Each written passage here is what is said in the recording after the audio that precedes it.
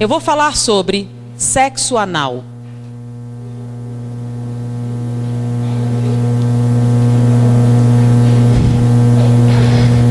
O que vai responder muitas outras perguntas, né? Sexo anal é normal? É um sexo biologicamente viável? Todo mundo devia experimentar? É natural para todo mundo? É bastante prazeroso se você fizer direito? Vocês vão ver isso escrito em todas as revistas. Eu fui numa banca, peguei todas as revistas. Todas diziam a mesma coisa. Prática normal, bastante satisfatória, todo mundo devia experimentar, tem uma forma correta de fazer, tudo isso. Todos os sites pornográficos têm contos pornográficos de que essa é uma experiência extraordinária. Que as mulheres gostam muito, têm medo de fazer, mas se fizer vão adorar. E que os homens vão achar o máximo. Tudo isso está escrito. Se vocês forem agora para uma banca de jornal e comprarem, vão encontrar isso, tá bom? Eu, como disse para vocês, trabalhei durante um tempo numa enfermaria de pacientes terminais do vírus da AIDS. Tá? Era o Hospital Gafreguinli, aquele onde morreu o Cazuza. E a enfermaria era a 10ª enfermaria do Gafreguinli, que foi justamente aquela patrocinada por ele. Na época, naquela enfermaria haviam 20 pacientes. Todos eram homossexuais. E quando a gente termina a clínica médica, a gente tem que fazer uma monografia para a conclusão do curso. E como todos os pacientes tinham AIDS, nós escolhemos a AIDS para escrever. Quais as doenças oportunistas que acontecem com o vírus da AIDS? Naquela época não havia o coquetel, o número de doenças oportunistas era muito maior do que era hoje. Então nós pegamos todos os prontuários dos 20 pacientes e pegamos também 100 prontuários de pacientes anteriores. E fizemos a listagem estatísticas das doenças. Em primeiro lugar estava endocardite bacteriana. Todos os 120 pacientes que nós escolhemos eram portadores de endocardite bacteriana. Era a colonização das válvulas cardíacas por bactérias. Então nós colocamos, primeiro da lista, endocardite bacteriana. Segundo lugar, aí tinha pneumociscarine, tinha tuberculose, tinha um monte, aí a gente ficou colocando. Quando a gente foi apresentar para o professor, ele pegou assim, peraí, tá errado. Aí ele riscou bacteriana. Eu fiquei, mas por quê? Todos, aí eu falei, faça. Eu fui lá, todos tinham. Aí eu fui no outra enfermaria. Todos eles tinham endocardite bacteriana. Poxa, todo aidético tem endocardite bacteriana. É uma doença que vem com a AIDS. Aí eu voltei lá. Bom, todo paciente imunodeprimido produz inicialmente endocardite bacteriana. Ele disse, não. Mas todos os nossos pacientes têm. Ele disse, mandou ir noutra enfermaria com pacientes terminais, com câncer e outras doenças degenerativas. Nenhum deles tinha endocardite bacteriana. Todos estavam imunodeprimidos. Eu fui na área imunológica. Nenhum paciente imunodeprimido tinha endocardite bacteriana. Bom, endocardite bacteriana não é uma complicação daqueles imunodeprimidos. Então é o quê? Aí esse professor me explicou os fatos da vida, não de maneira tão agradável como vou fazer para vocês, né? Então ele me explicou que isto não era decorrente da AIDS, era decorrente do sexo anal. Como assim? Eu não entendi, ele teve que me explicar e não foi muito agradável.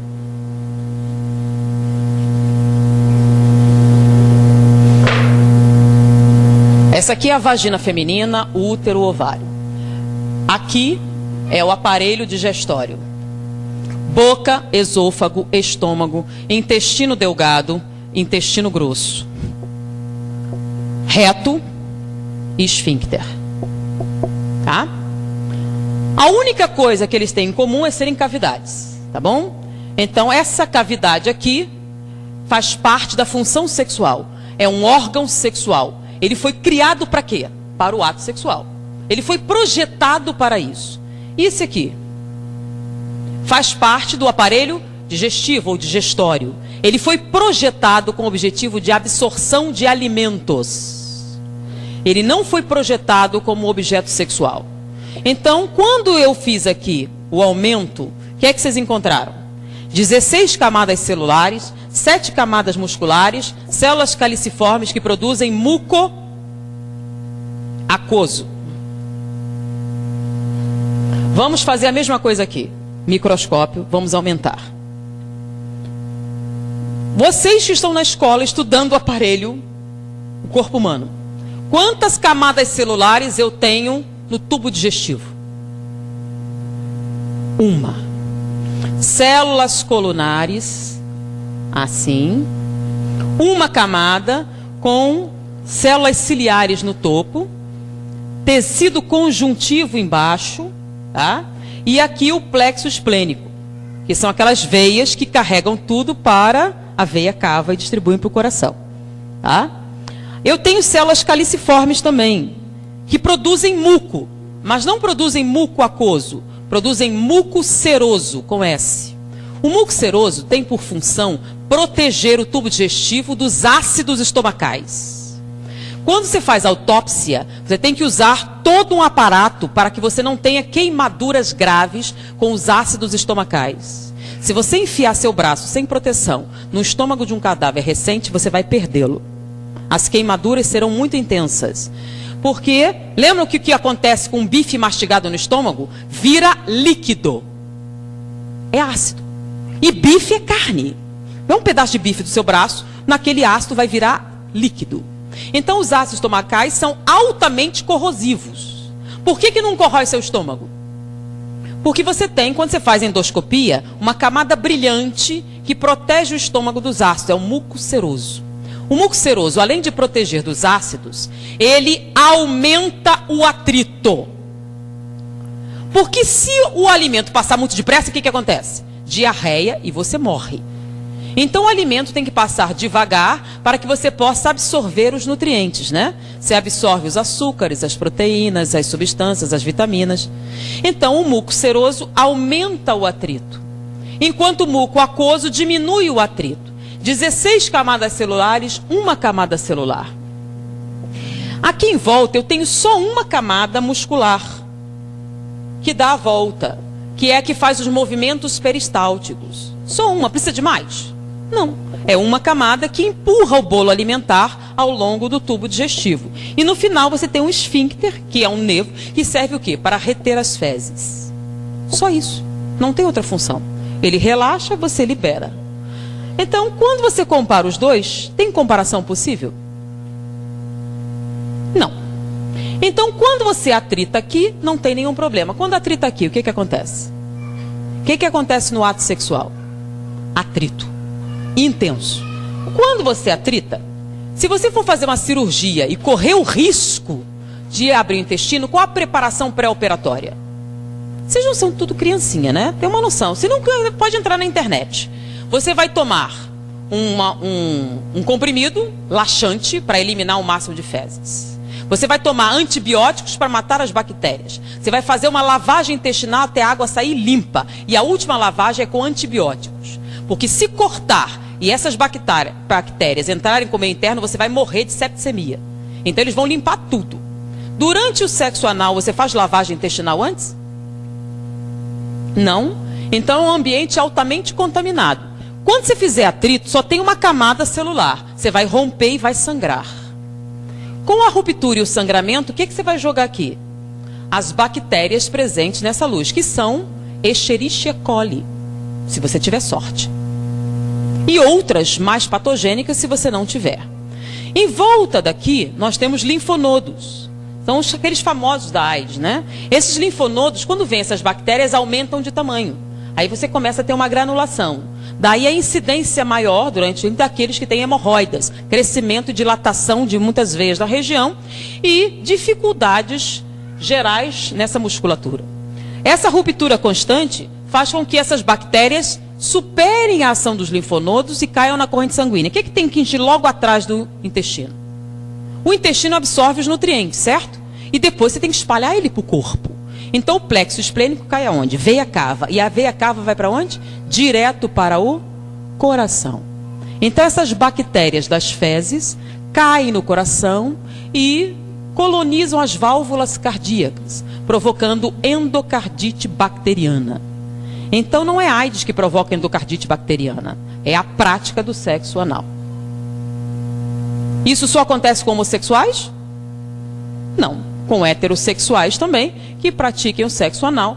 A probabilidade de endocardite bacteriana se torna proporcionalmente aumentada de acordo com o nível de prática. Com os homossexuais a incidência é maior porque é a única prática sexual, tá? Então a incidência é bem maior. Por isso todos os pacientes homossexuais tenham endocardite bacteriana.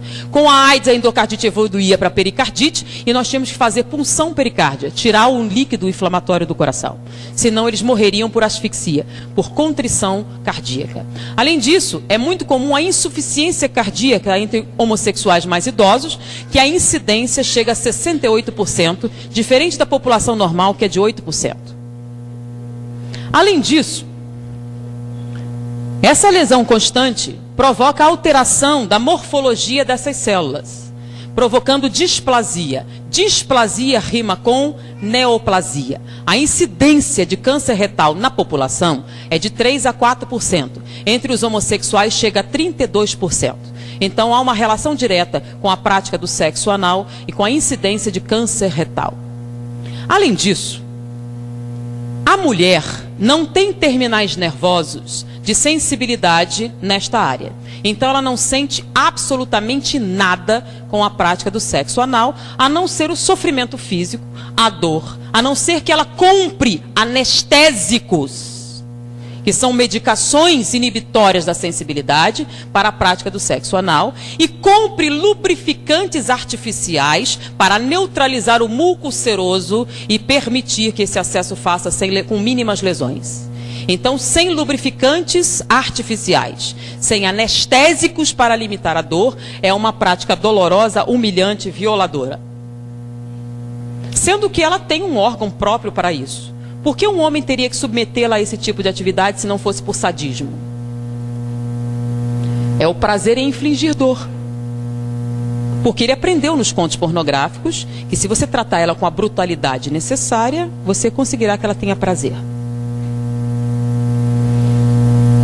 No homossexual, existe até pelo menos uma desculpa.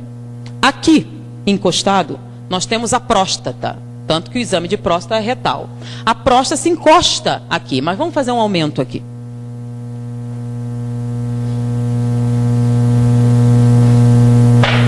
Então nós temos aqui o pênis. E aqui atrás nós temos a próstata, tá? Vou aumentar a próstata, ela não tem esse tamanho, ela está aumentada. A próstata, a parte da frente, que dá para os corpos cavernosos, ela tem uma camada córnea. O que é córnea?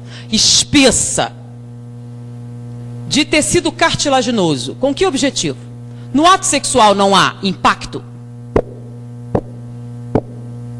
Então, se há impacto, para proteger a próstata, que produz o líquido seminal, que vai nutrir os espermatozoides e permitir a sua reprodução, essa camada córnea protege do impacto frontal. Então não há nenhum problema para a próstata o ato sexual. Mas se você impactar por trás, então o ato sexual homossexual tem que ser necessariamente violento. Você tem que bater com força para atingir a próstata. Então é o sexo anal e ele tem que ser violento. Então, a não ser que vocês conversassem pessoalmente com alguém, ninguém ia contar. Então você vai bater com força. Se você bater com força suficiente e traumatizar a próstata, ela sangra, porque essa parte de trás não tem camada córnea. Não se esperava na natureza nenhum impacto posterior. Está protegido pela espinha e pelo intestino. Você bate com força, traumatiza a próstata, ela sangra. Quando ela sangra, produz células inflamatórias. Ela incha. Se ela inchar e você bater com força suficiente, você vai atingir esse feixe nervoso aqui, que dá origem, que está ligado aos corpos cavernosos. Você pode provocar uma ereção.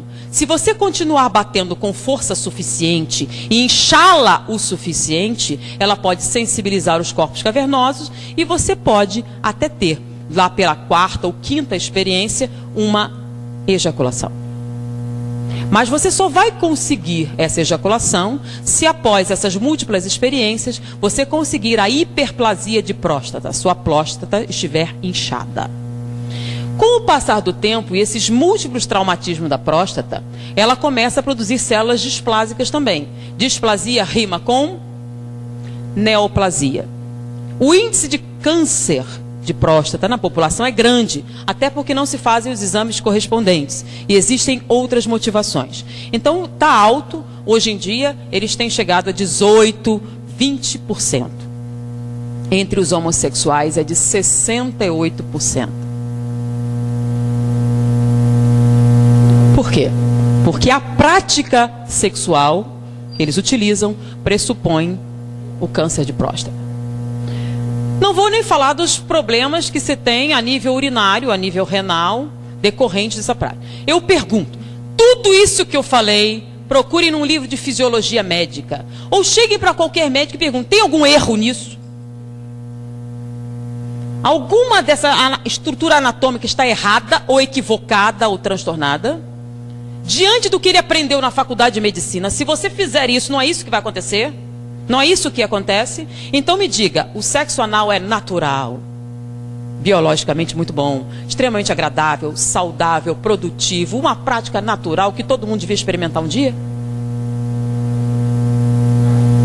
Mas é o que está escrito na literatura. Baseado em que eles dizem essas coisas? Baseado nos contos pornográficos.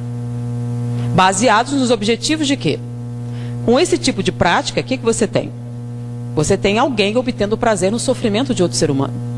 Você pode até se submeter, e muitas se submetem. Inclusive, nós trabalhamos no Instituto Médico Legal há um tempo. Nosso professor era diretor do Instituto Médico Legal. E naquela época não havia o divórcio. Você, para conseguir a separação judicial, você tinha uma medida cautelar. Se você provasse maus tratos, você conseguia isso facilmente. Então, muitas mulheres chegavam falando sobre o abuso. Muitas delas iam preferir o sexo anal, porque nessa situação, como ele queria que ela fizesse isso, e já era um sofrimento, ele era menos brutal. No sexo normal era tão brutalizante, que ela preferia esse, que já doía só pela coisa, então eles batiam menos. Então, diante disso aqui, que as pessoas dizem ser natural, pensem um pouquinho a respeito do que vocês leem, do que vocês escutam, do que dizem na malhação, nas novelas. Tá? E o engraçado é alguns ginecologistas dizerem que o sexo... Eu queria pegar um debate, eu ainda nunca tive a chance de pegar alguém que dissesse, só para eu poder perguntar para ele se ele tinha estudado anatomia e perguntar isso. Eu queria saber como é que ele ia responder. Tá? Então eu sugiro, façam uma pesquisa para ver se essa anatomia que eu falei está correta. Essa análise comparativa para ver se tem razão. E façam essa análise. E me digam se é uma prática saudável. Tá bom? E eu acho que depois disso, muitas perguntas que poderiam sair já são respondidas. Pensem um pouquinho mais. Pensem nas consequências. Pensem no futuro. Pensem no que vocês precisam realmente para serem felizes. E diante disso, vamos orar mais, pedir inspiração, suavizar nossos sentimentos e principalmente não fazer aos outros o que não gostariam que fizessem a você, uma máxima muito importante em nossa vida. Principalmente vocês que são jovens. Vocês têm a oportunidade de ter essa informação. Dividam com seus amigos, dividam com seus pais, dividam com outras pessoas. A partir de hoje, vocês sabem muito mais do que a média dos outros jovens. Foi um prazer estar com vocês. Até a próxima oportunidade.